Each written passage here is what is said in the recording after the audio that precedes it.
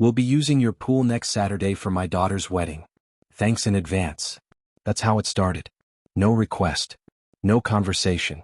Just a woman I barely knew standing in my driveway with a clipboard and a smile like a speeding ticket, telling me, not asking, that my private pool would be the centerpiece of a party I wasn't invited to. She even added, "I'll have my niece drop off towels and drinks tomorrow. Make sure the gate's unlocked." And just like that, she turned and walked off, heels clicking, sunglasses glinting, like she'd just assigned seating for royalty. Now, I'm not the type to lose my temper. But I am the type to own a popcorn machine, and a long memory. Because later that week, when her guests showed up, expecting margaritas and cannonballs, one of them dove in and didn't splash. He bounced, like a kernel in a hot pan. And me? I didn't even blink. I just handed him a napkin and said, "Snacks are on the house." But let's rewind. Before we dive into the delicious madness of HOA drama, backyard warfare, and what happens when Karen messes with the wrong guy. If you love hearing real stories where justice wins and Karens get a taste of their own medicine, hit that like button. It helps more folks find our channel and keeps the popcorn poppin'. Make sure to subscribe. We post fresh HOA chaos every single day. And drop a comment telling us where you're watching from. We love seeing how far the Anti-Karen Alliance has grown. Now, let me tell you how I became the popcorn king of Springdale. The second she walked away, I just stood there, stunned. I replayed the words in my head like maybe I heard them wrong. I hadn't. I looked over at my pool. Crystal clear. Shimmering. Peaceful. I'd spent weeks getting it just right. Resurfaced the tiles. Replaced the skimmer. Learned more about pH levels than I ever wanted to know. And now it was apparently the venue for some stranger's wedding Instagram shoot? That's when I texted Gabe, the actual father of the bride, 2 doors down. "Hey, just making sure, your daughter's wedding isn't happening in my yard, right?" He replied with exactly 3 words. "What? Hell." Apparently, Karen told him that I offered the pool. Bold move even for her. That was the moment it clicked. This wasn't just rudeness. It was war. And war calls for strategy. Now here's the thing, I'm not against weddings. I like love. I like cake. I even like awkward dancing. But what I don't like is being lied to, steamrolled, and treated like the landscaping guy for someone else's event. So I sat there thinking, plotting, sipping my coffee like a general on a battlefield. And that's when I remembered 2 things. 1, I have a small backyard corn patch, 8 stalks, nothing fancy, but I love them like children. 2, I own an old-fashioned popcorn machine I bought at a garage sale and never used. And suddenly I had a plan. If they wanted to treat my backyard like a movie set, fine. I'd give them a feature presentation.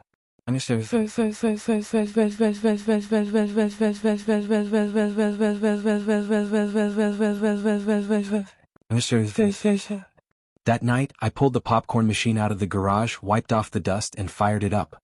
The whirring sound was practically a war cry. I started popping. And popping. And popping.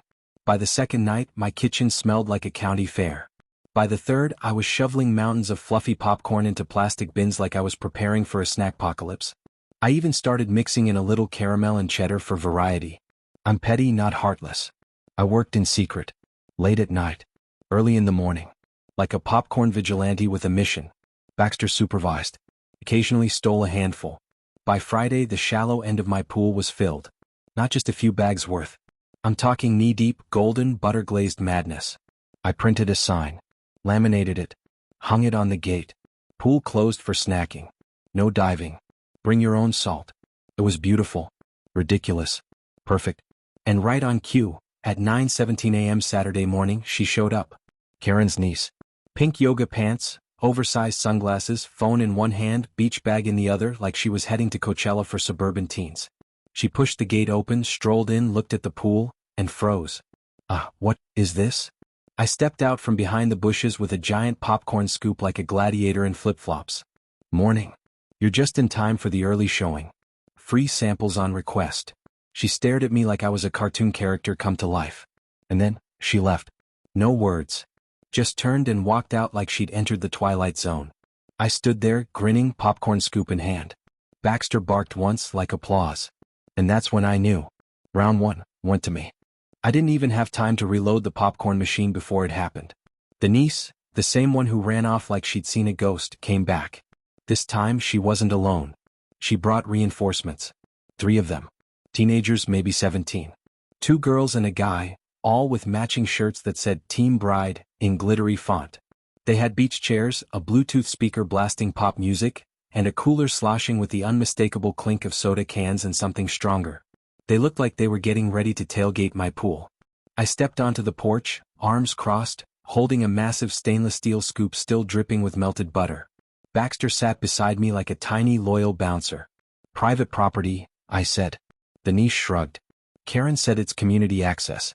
And you didn't say no." I blinked. Well, here's me saying no. Another one of them, the guy, leaned over the fence, peered into the pool and asked, "Yo, is that popcorn? For real?" "Handcrafted," I replied. "Locally sourced. Non-swimmable." He grinned and reached out like he was gonna grab a handful, but Baxter let out a single growl, low and meaningful. The kind of sound that says, "I bite once. I don't warn twice." They left, slowly, grumbling. But not before I heard one of them mutter, "Karen's gonna freak." And oh, she did. I was back inside wiping butter off my scoop when I heard it, the scream. It wasn't just angry. It was Olympic-level furious, the kind of scream you'd hear from a soap opera villain when the wool goes to the wrong cousin. Karen marched across my lawn like a banshee with a Bluetooth headset. Same pastel suit, clipboard in hand, lips pursed so tight she looked vacuum-sealed. "You think this is funny?" she hissed. "Honestly?" I said. "A little. You ruined everything." She gestured at the pool like it had personally insulted her ancestors. "My daughter's wedding is tomorrow. There will be guests. There will be photos. There will be influencers. I've already posted the pool in our invite page." I blinked. "Wait, influencers?" "Yes. Lifestyle bloggers, a decor page, maybe even someone from TikTok." "You don't understand, this isn't just a party. This is visibility." Of course it was.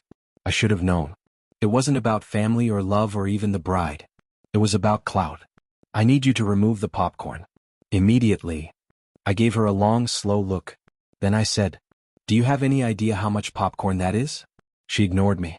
"I'll send someone to help. We'll use nets." "Nets?" I asked. She nodded seriously. "Pool skimmers. Leaf catchers. Buckets. I already talked to Ricky from the HOA. He said if it's for the betterment of the community, I can issue a soft override." "What now?" she continued, flipping through her clipboard like she had a law degree from the University of Made-up. "You're being selfish," she snapped. "This isn't your pool. This is part of the shared atmosphere of the HOA experience." I looked her dead in the eye and said, "Lady, this is a chlorinated snack puddle in my backyard. The only atmosphere here is buttered." She stormed off, still yelling, still flipping papers, shouting something about bylaws and obstruction of event morale. I thought that was the end of it. I was wrong. That night, at exactly 10:44 p.m., I caught movement on my security cam. Not just one person. 3. All in black. Hoodies. Backpacks. They crawled under the side fence like raccoons. Popcorn pirates. They carried what looked like buckets. And gloves. I watched in disbelief as they stepped up to my pool, reached in, and tried to scoop it out. Problem was popcorn floats. It wasn't as easy as they thought. The buckets kept flipping. The butter made everything slippery. Then one of them slipped, stepped into the pool, and sank knee-deep into a soft, buttery crater. He panicked, slipped again, and landed flat on his back with a sound like a whoopee cushion and a crunch. The others tried to help him out, only to fall in too. It was like watching raccoons try to rob a ball pit. I didn't stop them. I didn't even call the cops. I just turned on the backyard lights, opened the window, and shouted, "Next time bring caramel too." They ran. Wet, greasy, and humiliated. I couldn't prove they were sent by Karen, but I knew. Just like I knew she'd be back. And this time she wouldn't be alone. The next morning, I woke up to a sound I hadn't heard since high school marching band, the synchronized chaos of folding chairs being unloaded from a U-Haul. The wedding was happening. Not next week. Not later that day. No. I looked through the blinds and saw Karen in full command mode. Pastel suit replaced with something vaguely sparkly. Hair piled high. Holding a two-way radio like she was coordinating a military landing. Vendors bustled around, setting up archways and fairy lights.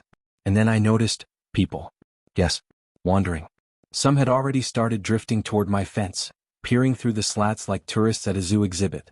One woman, holding a mimosa, pointed at the pool and whispered, "Oh my gosh, is that popcorn? That's so quirky." Quirky. Quirky? That popcorn was a tactical response to territorial violation. Not a decor choice. Someone took a picture. Then another. Within 10 minutes, a full cluster of overdressed relatives had gathered outside my backyard, murmuring. That's when I saw her. The bride. She stood at the edge of her driveway, wearing a robe, hair in curlers, and a facial expression that could best be described as existential exhaustion. She saw me. I waved. She waved back. There was something in her eyes. Maybe an apology, maybe disbelief, maybe respect. Then came the music. Karen had officially activated wedding mode. A Bluetooth speaker somewhere kicked into high gear, piano covers of pop songs. Chairs were being placed in rigid rows. And then, the final straw, 3 teenage boys carrying towels, floats, and a boombox walked straight into my backyard. No knock. No question. Just casual entry like they owned the place. Baxter lost his mind. I stepped outside, calm but cold. You boys lost? I asked. One of them laughed. Karen said this was the chill-out zone. Oh, did she? Yeah. Said you agreed this morning? That's when he handed me a piece of paper. A printed PDF. With my name, typed on it. It was a fake permission slip. Said I'd offered the pool out of neighborly kindness. I stared at it. She had even added a little digital signature in Comic Sans. Comic Sans. You know this is fraud, right? I asked. The kid shrugged. I dunno, man. I'm just here for the snacks. Then one of them leaned over the edge, poked the popcorn with his flip-flop and shouted, Dude, it's warm. I said, that's the butter. She's fresh. They froze. Wait, this is real? As real as your trespassing charge would be. So maybe step back. They looked at each other, then turned and left, stumbling over a lawn flamingo as they went. I thought I was done for the day. Wrong again. Karen arrived 10 minutes later. She didn't knock. She didn't yell. She walked up holding a tray of lemon bars and said, Let's be reasonable. I stared at her. You brought me snacks? She nodded. A peace offering. From one homeowner to another. I took a lemon bar. Bit into it. It was fine. She smiled. So, you're saying yes? I blinked. No. Her smile dropped. But I gave you a treat. Karen, you printed a fake document with my name on it in Comic Sans. She tried to argue. Said it was symbolic. Said, we all bend rules sometimes. Then she played her final card. If you don't let us use the pool, I'm calling the HOA. I smiled. Karen, I hope you do. And that's when it clicked. She didn't know I'd been filming everything. The niece. The popcorn pirates. Even the permission slip had a full shot on my security camera. I held it up, time-stamped. Karen blinked. You're bluffing.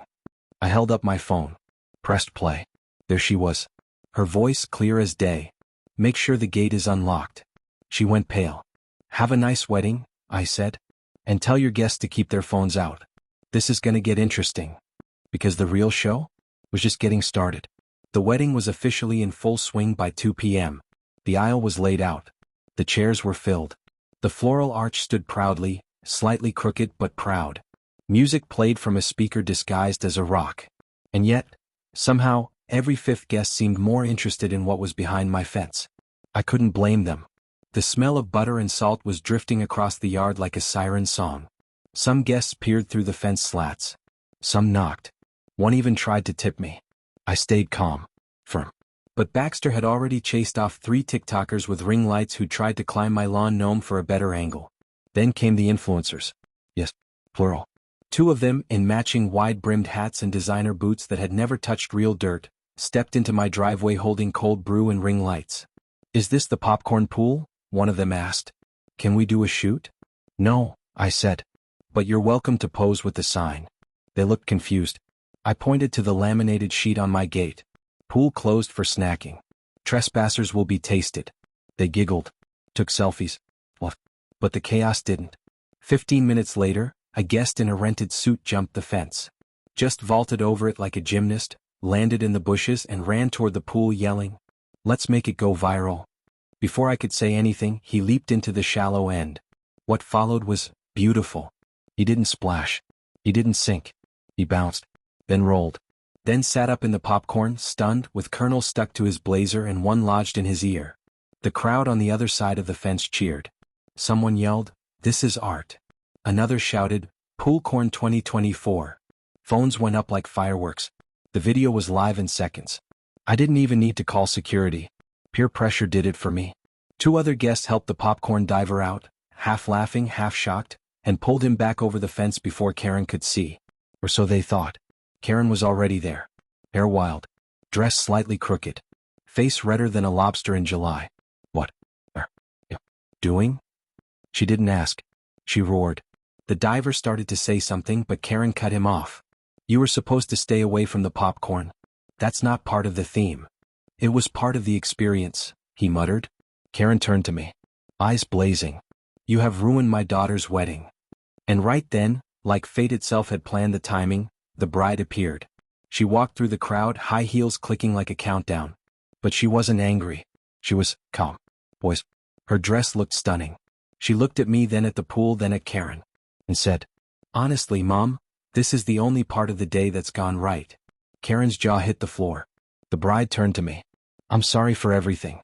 You didn't deserve this. If you want to press charges for the fake signature, I'd support it. I blinked. Karen squeaked, Amelia? The bride raised a hand. No. You faked documents, bullied a neighbor, and turned my wedding into a photo shoot. I'm done. Karen froze. For a second she looked small. Deflated. And then, in one last burst of Karen energy, she pointed at the pool and screamed, then I'll clean it myself. She ran forward, heels stabbing into the lawn, grabbed the pool net one of the teenagers had left earlier, and lunged toward the popcorn. She slipped. It happened in slow motion. One heel caught on the lawn edge. She pitched forward, arms flailing, and belly flopped face first into the shallow end of my butter pool. Silence. Then an explosion of laughter. Phones. Everywhere. Laughter. Everywhere. Someone shouted, Karen down. She sat up, coughing, covered in popcorn and regret, and let out a scream that could peel paint. I walked to the fence. Calm. Collected. And said, would you like butter with that rage? The guests lost it. Karen stormed out, tripping over a garden hose on the way, shrieking something about lawsuits and betrayal, and this was supposed to be classy. I just waved. The bride gave me a slow, grateful nod. Baxter lifted a paw. And someone started a slow clap.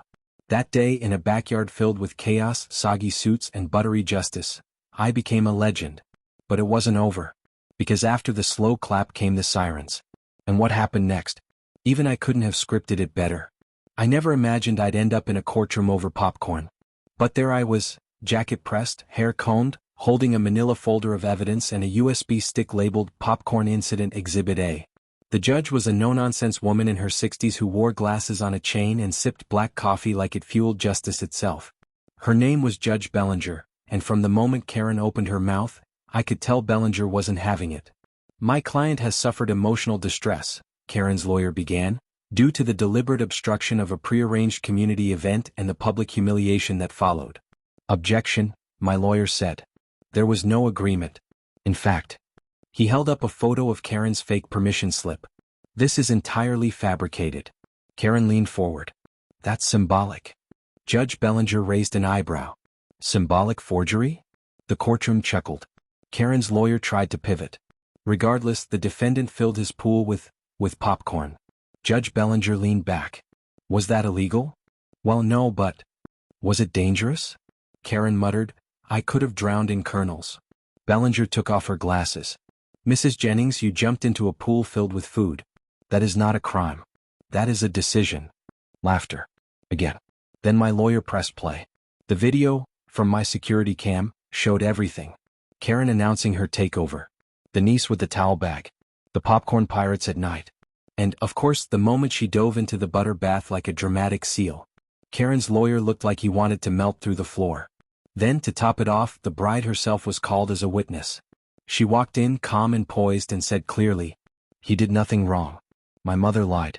She faked consent and turned my wedding into a public circus. Karen gasped, but the judge had heard enough. She banged her gavel, gently but firmly. This court finds no fault with the defendant. The plaintiff's claims are dismissed. And then the cherry on top. Furthermore, I'm referring this case to the HOA board with recommendation for disciplinary action against Mrs. Jennings for document forgery and misuse of community channels. Karen's jaw unhinged. She stood up. This is outrageous. Judge Bellinger replied, this is consequences. And just like that, it was over.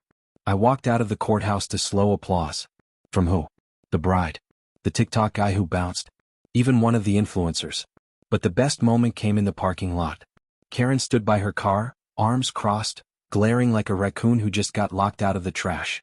She opened her mouth to say something, and that's when a seagull pooped on her shoulder. Not kidding. Justice truly works in mysterious ways. She screamed. Again. I laughed.